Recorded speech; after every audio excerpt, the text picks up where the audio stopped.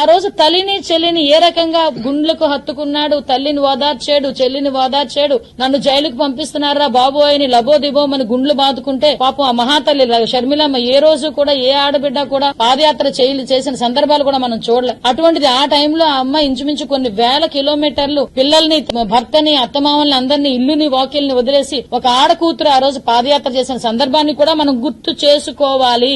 ఎందుకంటే ఆయన మర్చిపోయినట్టున్నాడు. ఆయనకి కూడా నేను గుర్తు చేయాలి. నీ నైజం ఇది. ఆయనకి గుర్తు చేయడంతోనే పాటు ప్రజలు కూడా గుర్తు చేయాలి అతగాడు నైజం ఇది.